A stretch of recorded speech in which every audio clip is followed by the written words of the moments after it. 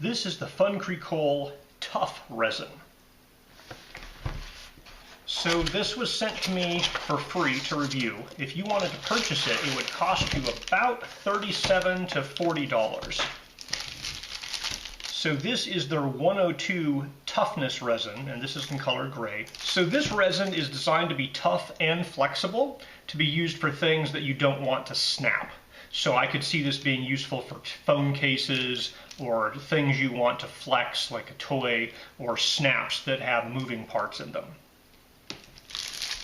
Alright, summary of FunCreCol Tough Resin. So quality-wise, it works very well. I'm pretty happy with the printing quality once you get the exposure set up right. It is a flexible resin, so that you could pinch this and it flexes a little bit without breaking, and that can be useful if you have parts with tiny little bits here that if somebody touches that, you don't want it snapping off. Now, the flexibility does mean that if you're using the super thin supports, it may have issues where it pulls away from those supports, and then you might have an area that's unsupported. So you can see on this part, everything above about here printed just fine.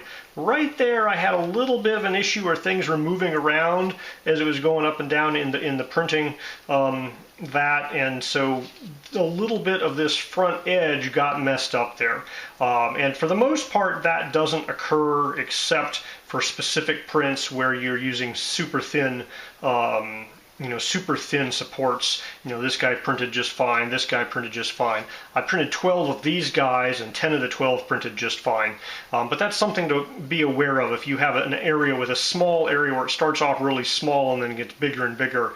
You want to make sure there's enough supports in that area for that to work well. Quality-wise, the details are just fine. There's no problem with the quality of the resin there.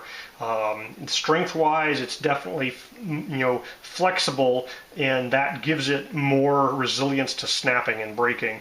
It's pretty strong. It doesn't flex super easily. And I was kind of hoping this model, being completely open on the inside, would be more flexible to demonstrate the flexibility. But I can push on it; it flexes a little bit, but it's not super flexible.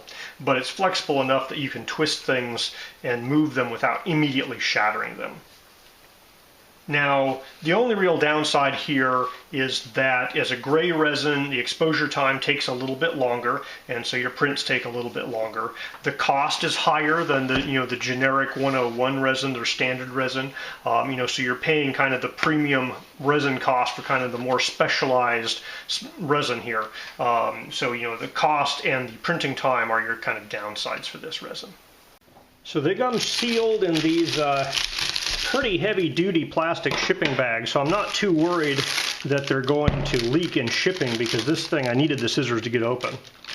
So the lids have a sharp little bit right here that can be used if you turn the lid upside down to push out and cut out the foil here. Now, they've sent me both a white standard resin and the gray tough resin to test. So if you follow the links, you can see the video for the other resin. Alright, so under the lid, there's this little piece of cardboard. It tends to fall out of the lid. I've had it fall out a couple of times if you shake it there.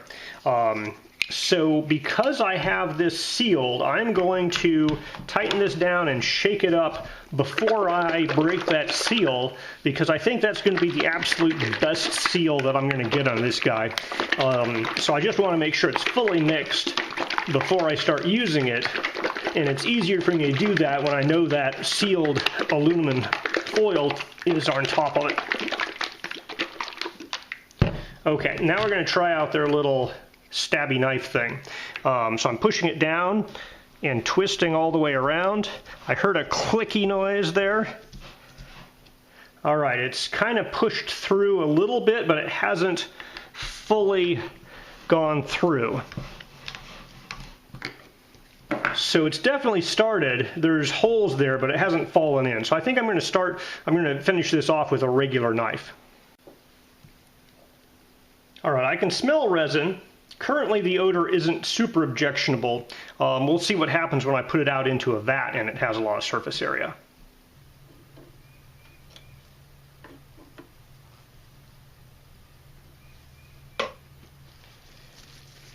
Okay, I've leveled the bed of my printer. We are going to do our first exposure test print with the FunCreCol Tough in gray color, which is the only color it comes in, I believe.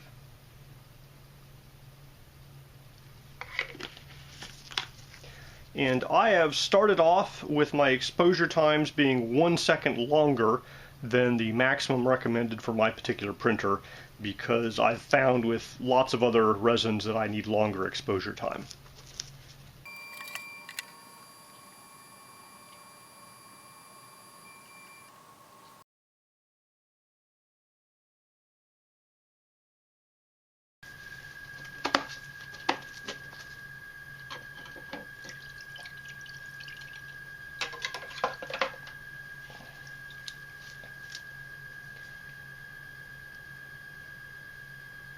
Alright, all of the pillars are there.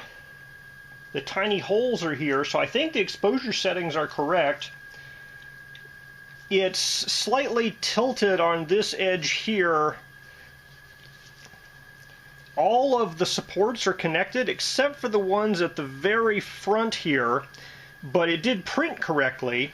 There are two little lines here that kind of are going up that are supposed to be flat against it, and so I think there was a little bit of shifting up and down at that short edge there, but maybe after I got all the other supports up, the rest of it's just fine. So it's not absolutely perfect. I suspect if I'd gone with medium supports it might have been, but the exposure I think for the resin is correct because everything looks very crisp. The logo's nice. There's a dot over the eye and envisioned. So I'm going to keep these settings and try a much bigger print. Now, ease of separating from the build plate, it's stuck on there pretty well. I mean, I'm having to slide the razor around underneath it.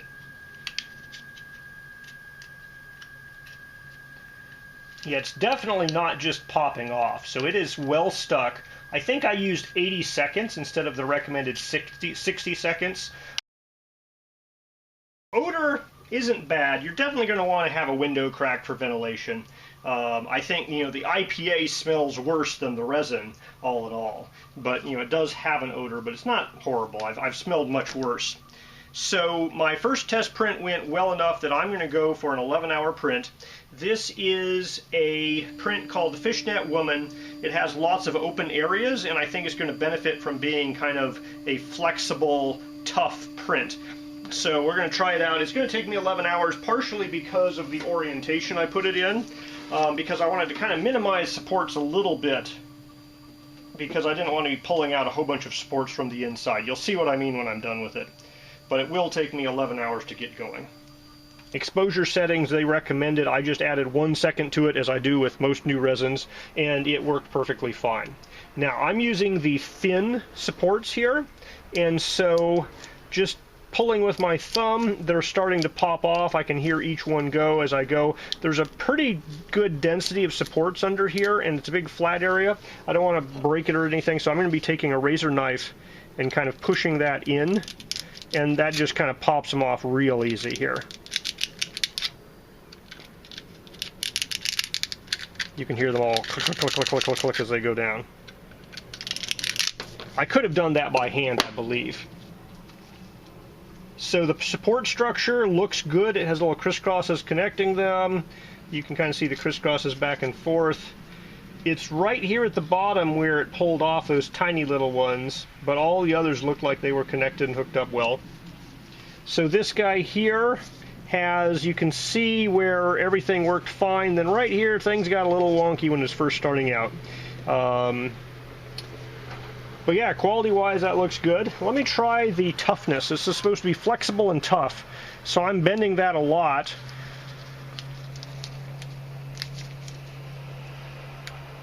And it's not snapping. I'm doing, 180-degree bend there. Moderately decent radius, too, and that is not snapping. So this is definitely flexy. Oh, there, I got it to snap. So it is pretty tough. Obviously, if you bend it completely in half, it will eventually snap. So, right there. But, if you hit it or something, it just bounces back. So it is tough, flexible. It will snap if you get it snapped over far enough. So I can, bend this plate here. All right, 8 hours into the print. This is looking how I expected it to. There's support materials, and we have the structure of the print barely visible inside all the support materials. Okay, after 11 hours, this guy's done. Bit of resin smell here, not too bad. Now I did get very close to my total height volume here. I realized I could have turned this sideways and made it print a lot faster, but the way the supports were laying out didn't work out well for me, so I traded time for ease of getting supports out.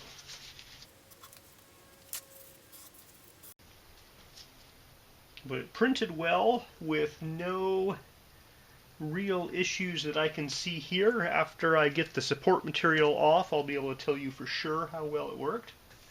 There's supports going inside of it, in and out of it, and really I'm going to have to wash it, cure it, and then take those supports out to really see how well it worked.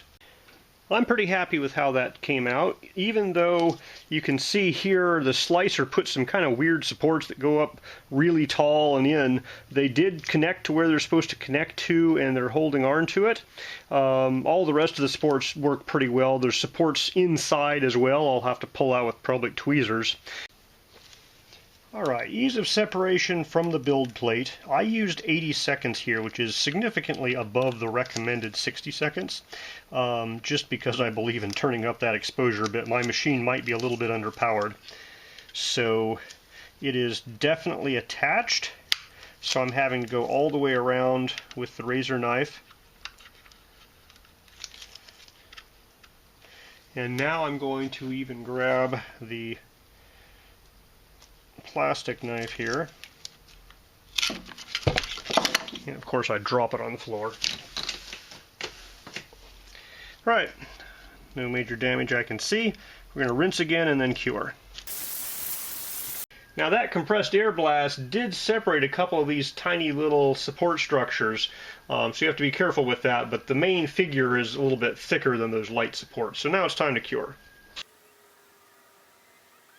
And since my last two prints were relatively successful, I am going to do a third print here, which is a test piece that I've printed with pretty much every resin I've ever done, so that'll give me a good comparison point.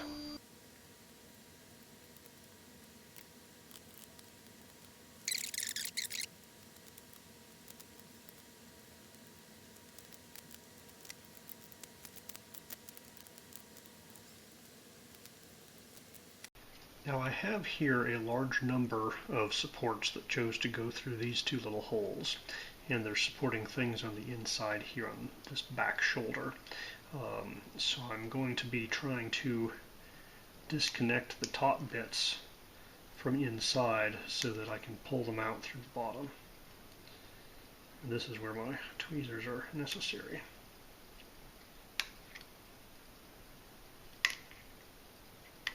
I also have some coming up through the center, and I'm going to also be disassembling from the inside.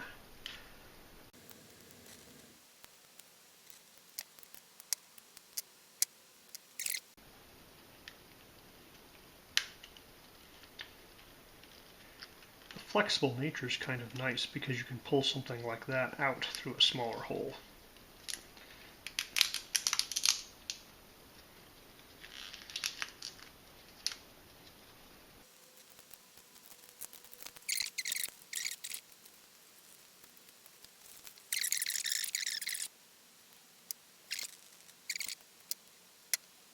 Okay, and there is the final product with the support removed. On the bottom here, there's a couple of lines which I do not believe are part of the model. It was printed vertically, but everything else is true to the model. Now, this I was hoping would be flexible a little bit. The support material, is very flexible. This here, the size of all these connections is good enough that it doesn't really easily flex. I can push on it a little bit. It's just a little bit flexible, but it is not flexing much.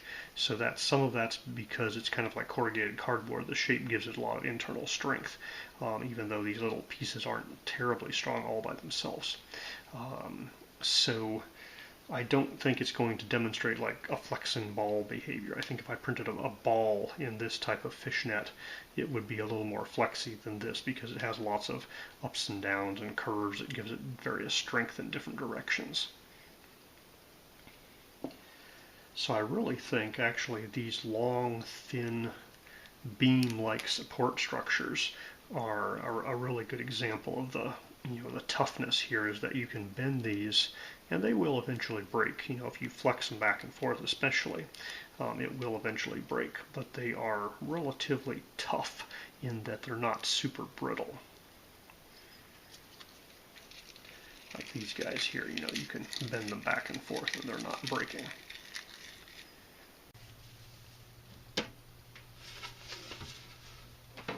Okay, this guy finished overnight.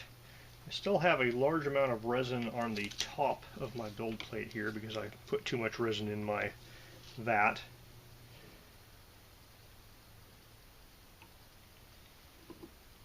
I also have drips of resin that have collected on the top, so they've been sitting there for probably 7 hours now overnight. And so I need to go through the isopropyl alcohol wash and hopefully wash off that excess resin. Hopefully it hasn't stuck or started to cure or anything there.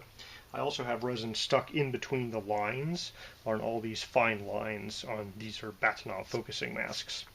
And so I'm hoping that the sitting around in the vat overnight will not have allowed those to solidify or anything.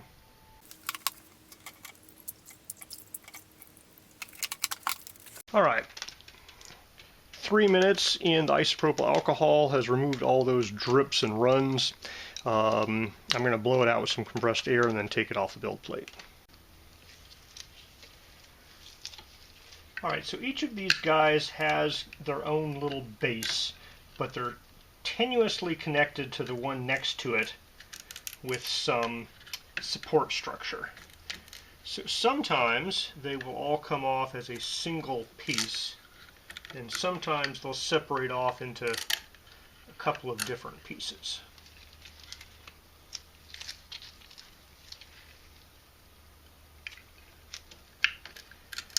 So they don't appear to be horribly well stuck. They're not difficult to get off, but they're plenty of adhesion to the build plate, so I don't have to worry about them popping off in the resin vat, but not too difficult to get out as long as you have a appropriate scraper.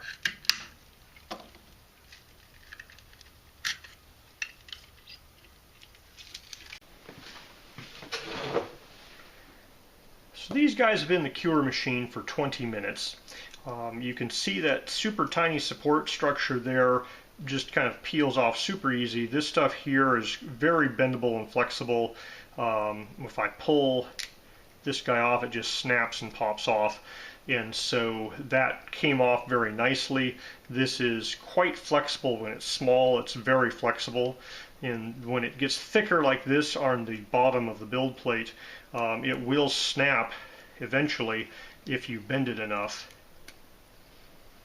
There we go.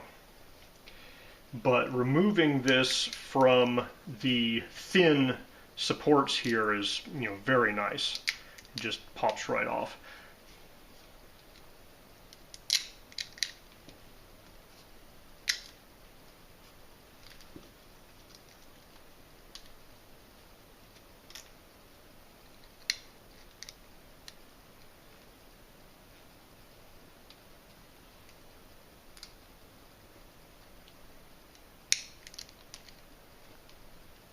Now I have one piece here that got deformed as it was building.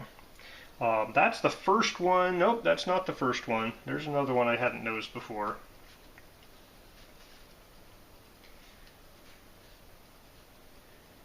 So most of these came out pretty well. I have a couple where the bottom edge that's closest to the build plate got bent and deformed a little bit as it was printing. And I think what's going on here is we have some supports that touch that bottom edge, and if that bottom edge doesn't get enough supports on it, or if it's, if it lifts up from the support a little bit, it starts bending and maybe sticking to the build plate a little bit, and we get kind of these bumpiness and things like that. Now, once we get a big enough section going that the whole section pulls on and off the build plate nicely, then it built really nicely. So the whole rest of this is really nice. But if you have a small edge down touching the build plate, that's an area to look out for, is the flexibility of this, especially with the super thin supports here. Those super thin supports, that flexibility might make it kind of bend as it's moving up and down and get misshapen. So I printed 10 of these in a batch, and 2 of them have enough deformation right at the very bottom where they were starting to print that I'm not going to be able to use them. They're pretty much entirely intact from that point upwards, but right at the bottom there, the flexibility, I think, of the resin made it so that things were pulling up and down and away from the little light supports I was using, and so the threading is just slightly off in those locations. Now, of the other 10, the threading is all very nice. There's a couple little dots where the supports were attached to the threading. So this is the matching nut for these threads. And they're quite fine threads, and you have to make sure you get it started correctly to not cross-thread them. But once you get it started, they screw in very nicely here. So the dimensional tolerances on printing those threads is just as good as any of the other resin I've used. We are going to attempt to break or bend one of these pieces here.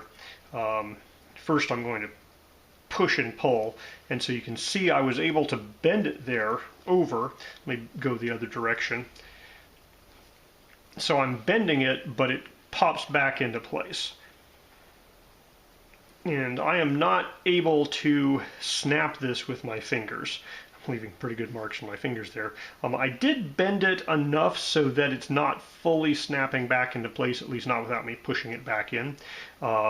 So it is flexible and it withstands bending and does not snap. Let me see if I can make it snap with the pliers here. Okay, so that makes it a lot easier to hold on to with one hand.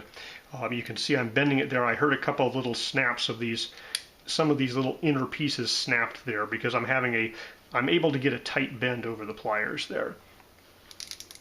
So there, I was able to snap it. Okay, so I've snapped it off there. I have these internal little pieces here. I could probably pull those out with the pliers as well,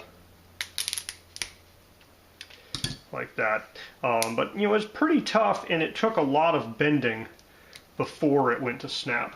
So if you want to compare that, this is their standard resin, the standard white resin. And so if I were to push on this guy, it shatters. It's pretty hard, but it shatters before it bends. And so, the tough resin has that bendable flexibility, which makes it much more resistant to shattering. So the resin has been sitting in my garage overnight, and it's 63 degrees Fahrenheit in here, which is lower than the printing temperature I'm supposed to be using. But I'm starting off another print right now anyways, just to see what happens. And I haven't even adjusted the exposure settings. Normally you'd pump the exposure settings up a little bit for low temperature printing. I haven't even bothered with that.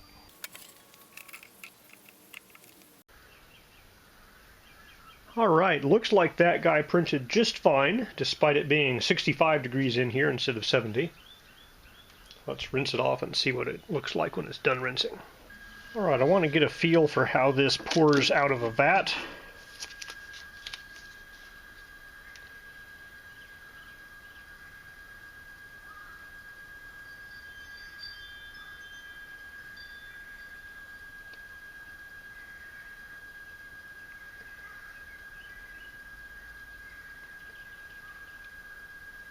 So it pours pretty well.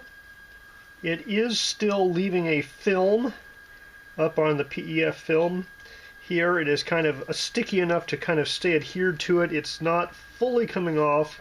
I have right here, this top corner, a little area where it's starting to come off, but it's taken a decent amount of time to get to that.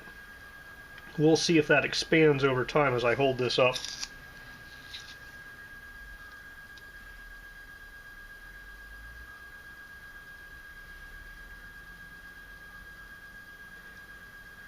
So it is very, very slowly pulling away from the sidewall there, coming down the film and moving, but it's slow enough that I want to speed this along with a little plastic squeegee. So we're going to squeegee this along here.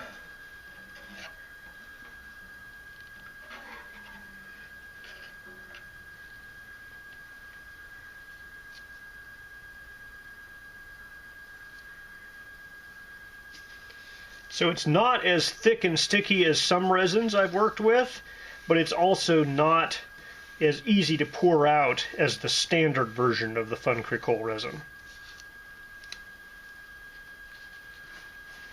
And I'll be using a paper towel to get the majority of this off before I throw it in my cleaning station.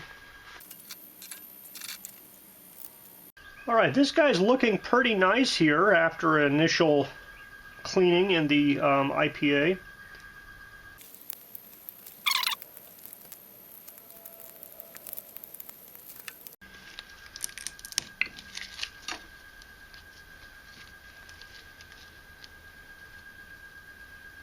That popped off pretty easily. Alright, this guy looks like it printed perfectly. I just have to get the supports off without breaking the super fine staff and various other parts here. And so with the tough resin, when you have something like this staff that's not much bigger than the support, it's kind of touchy to bend the support without bending and breaking the staff, because that staff is long and thin and it's really no stronger than one of these support arms, so you really have to get it right at the pointy bit and break that little point off so that it doesn't move and bend the staff itself.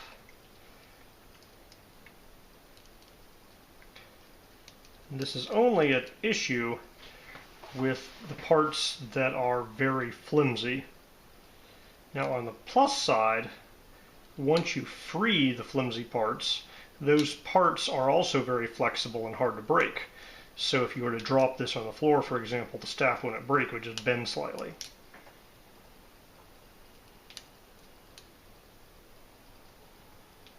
But you can't just yank on the supports, because you risk breaking the fine detail piece, because it's not very brittle, so they're less likely to snap off and more likely to bend the piece they're attached to.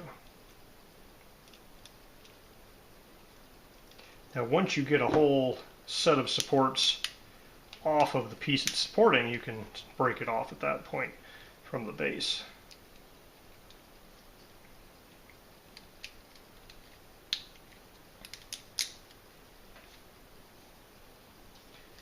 So there you can see I have that thin staff freed of the support material. Now a lot of the rest of this guy isn't quite as detailed or fine. It's detail, it's just not as small parts as the staff. So I can just use my thumb and fingernails to pop a few places. One exception is this book. From unfortunate past experience, I found the wrist there is the only thing holding this entire book up, and so we need to break the pieces off of the book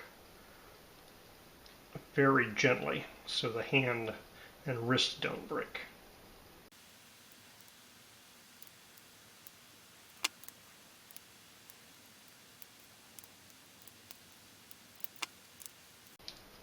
There's also some fine places like the sleeves that have very flowy small details that are really bending almost as much, if not more so, than my support structure that's touching them.